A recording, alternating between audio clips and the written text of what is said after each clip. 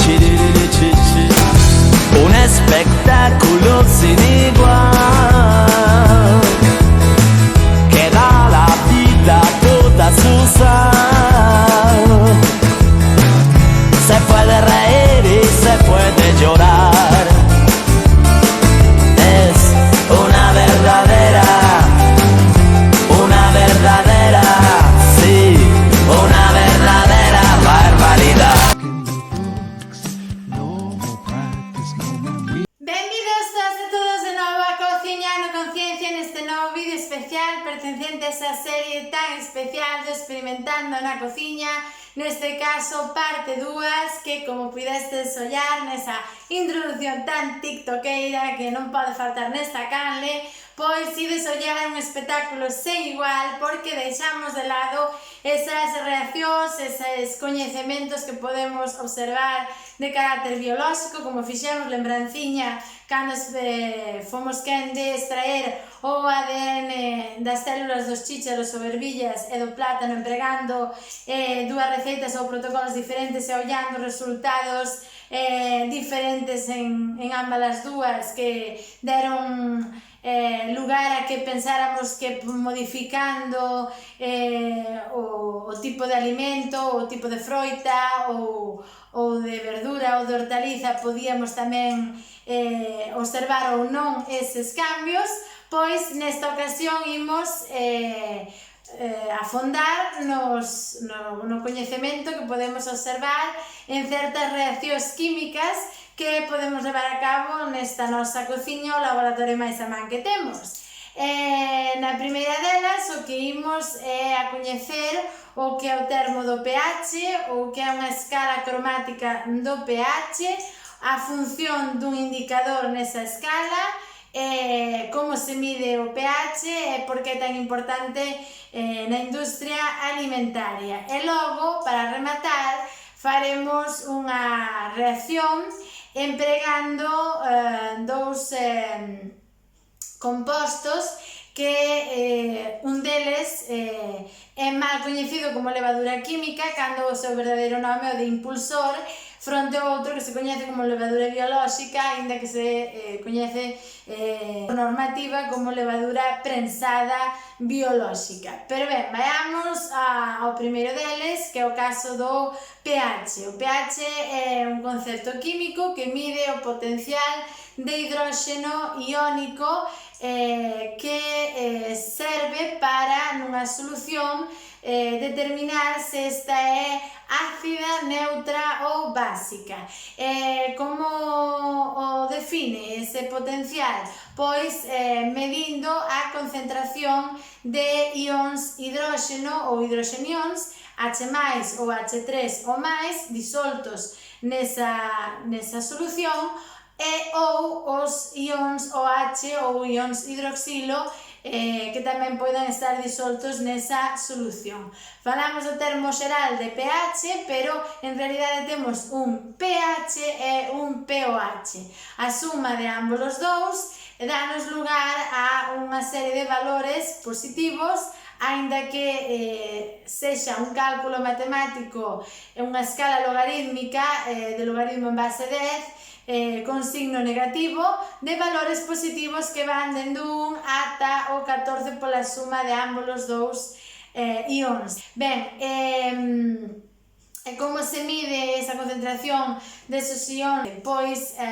de varias maneiras. A máis precisa é a que se leva a cabo nos laboratorios empregando un instrumento que é o pHímetro, que está composto por dous electróns que se sumerxen na solución en función da concentración deses ións H+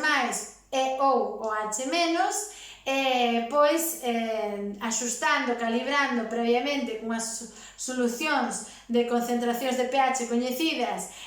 tendo en conta a variabilidade de pH que se produce coas variacións na temperatura ambiente, pois darános o valor, ese electrodo no aparatiño do pH desa solución, de forma directa e sinxela nuns poucos segundos aparecerános o o valor. Logo, se queremos facer unha medición moito máis manual e se queredes un pouco obxectiva, temos o caso dos papéis tornasol ou dos papéis ou tiras de pH. No caso das tiras de pH, teñen como unha serie de almofadiñas con diferentes cores que se sumerxen na solución e logo se comparan cunha escala cromática, deixaremos imaxes por aí, onde cada unha das cores que se intensifican nesas almofadiñas será o que determine ese valor de pH, non? Do 1 ao 14, se é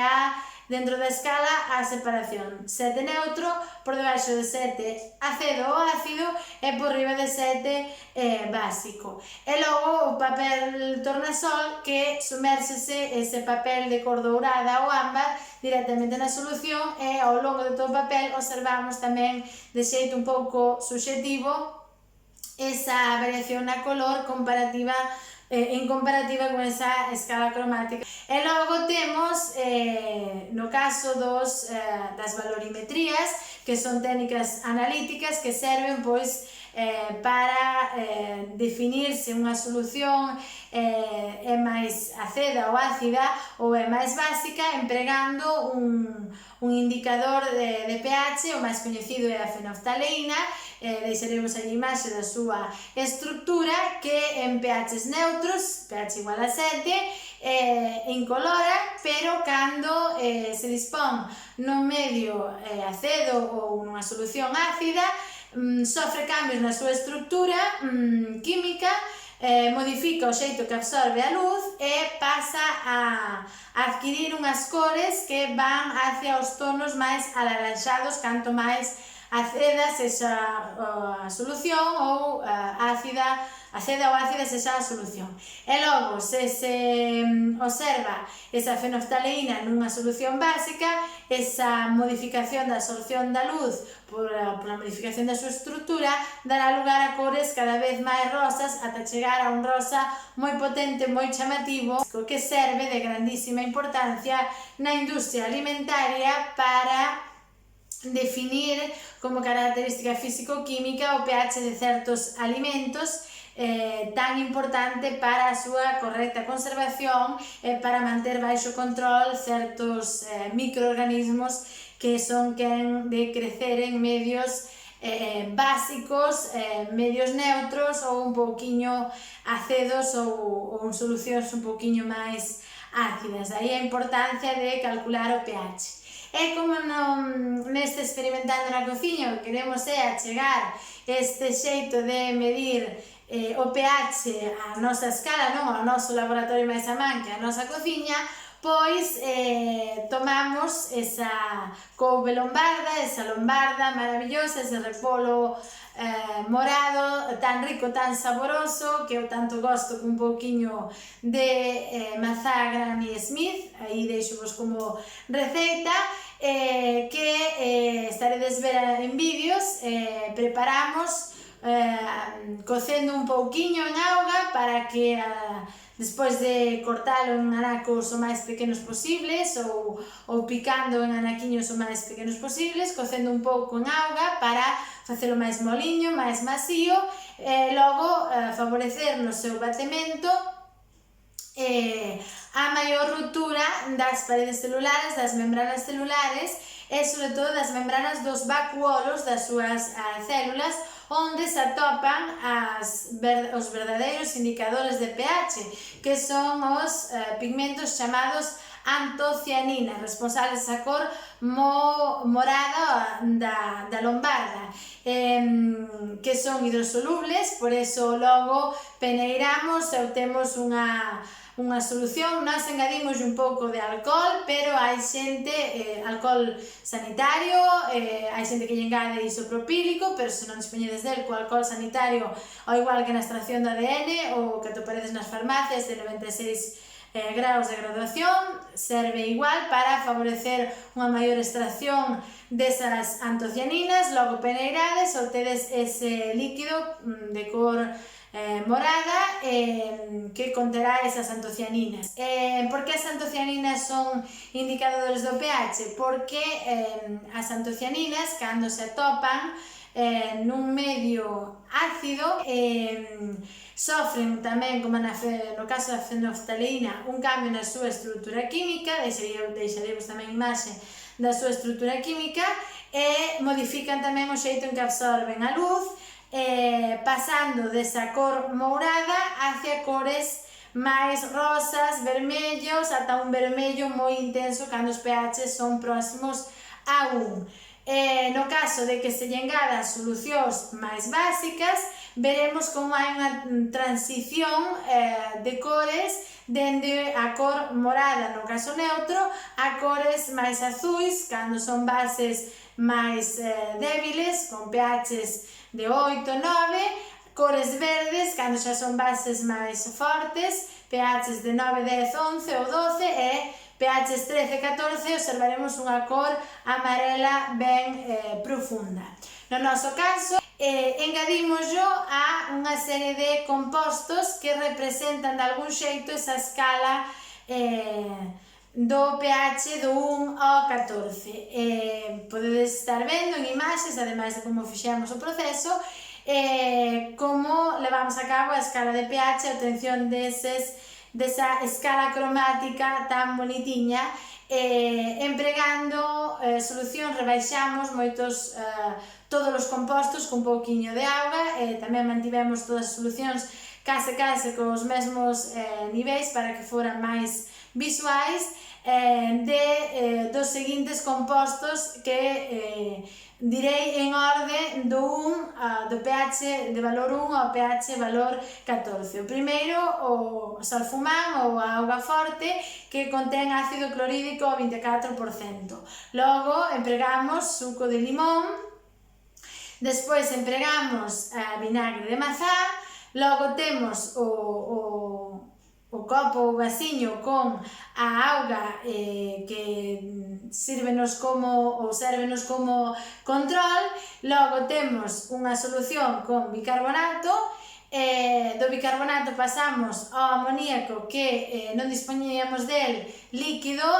nen diluído e pois fixamos unha pequena disolución con o preparado de tinturas para o cabelo que contén amoníaco e finalmente a lixivia que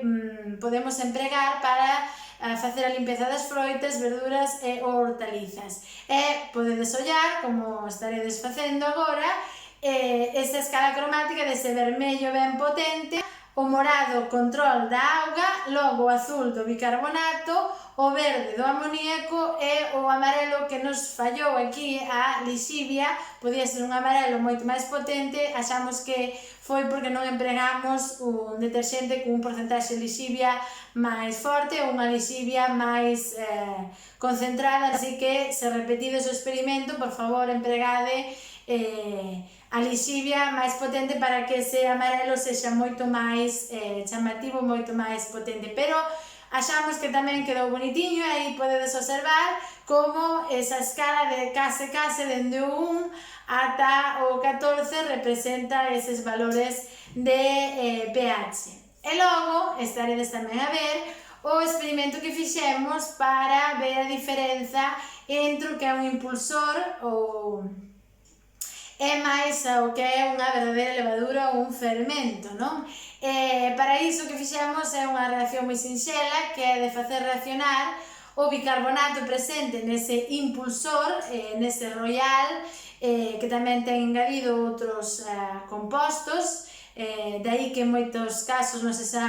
recomendable para persoas intolerantes ao glute ou persoas celíacas, porque pode conter amido de trigo na súa composición, por iso non é tan cristalizado como pode ser o bicarbonato de sodio co que fixamos o anterior experimento, senón que parece como unha fariña por ese engadido de amido fronte ao vinagre. E o que conseguimos é que ese bicarbonato sódico, ao reaccionar co ácido acético do vinagre, dé lugar a acetato de sodio máis CO2 máis auga. Por desgraza, non dispoñemos de ningún globo ou non tivemos a idea ocorrente de achegar unha candea acesa para que se apagara con ese CO2 que se liberara, nen engadimos ningún tipo de corante ou colorante para facer máis chamativa a reacción, que é positiva no caso do impulsor, pero que no caso da levadura prensada non observamos ningún tipo de burbulleo, nin de formación de CO2, nen de efervescencia posible, porque o vinagre non altera esas levaduras biolóxicas prensadas, as Saccharomyces cerevisiae, que están comercializadas, mesturadas con un pouco de azucre e que logo engadimos cun pouquiño de auga, fariña, e dá lugar a esa boa masa fermentada, levedada, coa que se fai aos pans e as pizzas. E ata aquí virían a ser os nosos experimentos para explicarvos estes termos máis químicos que achamos que son ben chamativos, sobre todo da escala de pH coa couve lombarda, coa lombarda, para a cativada, para a rapazada, para que probedes a facelo na casa, que supoñen para nós tamén pois uns momentos de compartilla e de partillamento nai filla moi bonitos, porque aporto a miña nai os coñecementos científicos que ela non tivo, ela experimenta e de verdade que son vídeos moi especiais que gostaría que dedes apoio tamén, ao igual que o fixestes no vídeo da extracción de ADN. Así que nada, aquí deixo o vídeo, obrigada mesmo polo apoio de sempre, por chegar ata aquí. Dadlle a matapiollo se vos gustou, compartide para que o coñecemento chegue a máis xente, para que proben a facer na casa este tipo de experimentos,